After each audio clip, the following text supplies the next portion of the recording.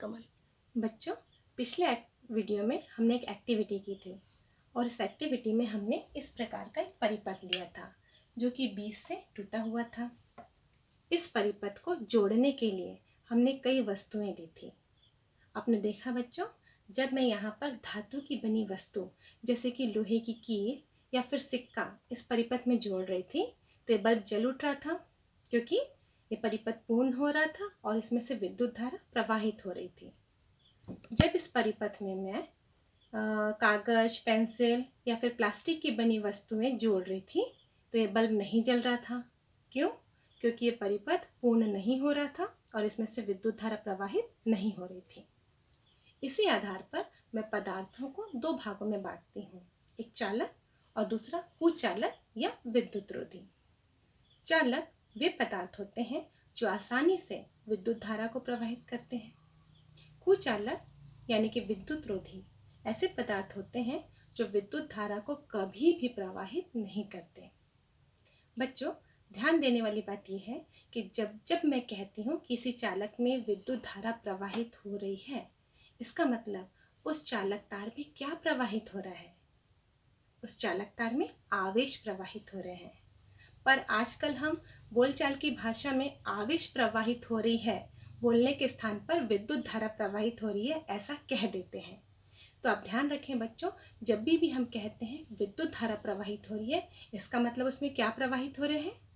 उसमें आवेश प्रवाहित हो रहे हैं। इस चीज को हम और अच्छे से समझने के लिए विद्युत धारा को मैं जल धारा से जोड़ती हूँ। जिस प्रकार हम कहते हैं जल बह रहा है, नहीं कहते हम कहते हैं जल धारा प्रवाहित हो रही है। तो जल धारा कब प्रवाहित होती है? जब जल बहता है। वैसे ही विद्युत धारा कब प्रवाहित होगी? जब आवेश बहते हैं। मैं विद्युत धारा को जल से यानी कि पानी से जोड़ के आगे आपको और समझाने का प्रयास करती हूँ, क्योंकि आप लोगों ने बेटा कभी भी किसी भी तार में आवेश को बहते हुए नहीं देखा, लेकिन हम पानी को पाइप में बहते हुए कई बार देखे हैं। तो जब मैं इसको पानी से जोड़कर आपको बताऊंगी तो ये आपको आसानी से समझ में आने लगेगा। आपने देखा होगा बच्चों कि किसी भी समतल सतह पर पानी का प्रवाह नहीं होता, पानी नहीं बहता। पानी कब बहता है? जब हम सतह को थोड़ा सा तिरछा कर दें, एक स्तर को ऊंचा कर दें और दूसरा स्तर को नीचे कर दें। तब बताइए पानी का प्रवाह किस तरफ होता है? उच्च स्तर से निम्न स्तर की ओर, हमेशा ऊंचाई से गहराई की ओर। आपने झरनों को बहते देखा है? किस प्रकार बहते हैं? हमेशा ऊंचाई से गहराई की तरफ। उसी प्रकार जब हम विद्युत धारा की बात कहें तो वो किस प्रकार बहेंगे? हमेशा उच्च स्तर से यानी कि उच्च विभव से निम्न विभव की ओर।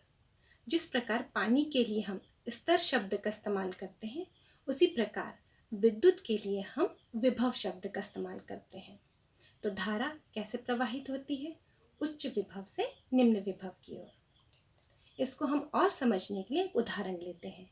यदि मैं इस चित्र अनुसार समझाती हूँ, एक पाइप लिया हमने और इस पाइप में यदि पानी प्रवाहित हो रहा है तो कैसे प्रवाहित हो रहा है? उच्च स्तर से निम्न स्तर की ओर।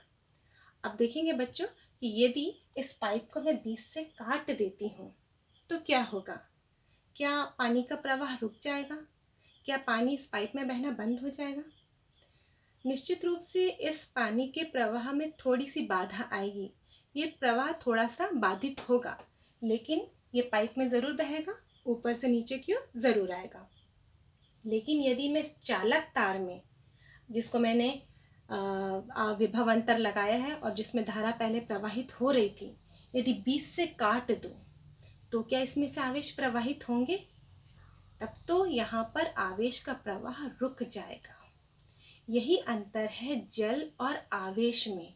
यहाँ पर पाइप को काटने पर भी पानी का प्रवाह नहीं रुक रहा था, लेकिन यहाँ तार को काटने पर आवेश का प्रवाह निश्चित रूप से रुक जाता है, क्योंकि मैंने आपको शुरुआत में ही बताया धारा को प्रवाहित होने के लिए विभव अंतर के साथ साथ बंद परिपथ भी जरूरी होता है। और इस बात से हम लोग ये भी निष्कर्ष निकाल सकते हैं, जल का प्रवाह बाधित होता है लेकिन प्रवाह रुकता नहीं है। वो इसलिए क्योंकि जल एक पदार्थ है। पर विद्युत धारा का प्रवाह, बिजली का प्रवाह रुक जाता है, क्योंकि बिजली कोई पदार्थ नहीं है, बिजली के कण नहीं होते, बिजली कोई पदार्थ नहीं है, बल्कि बिजली यानी कि विद्युत ऊर्जा का एक रूप है। बच्चों, ये क्वेश्चन एग्जाम में 1 नंबर में भी पूछा जाता है कि विद्युत धारा पदार्थ नहीं बल्कि डैश है, तो वहाँ पर आपको खाली स्थान पे क्या लिखना है? विद्युत धारा पदार्थ नहीं बल्कि ऊर्जा है।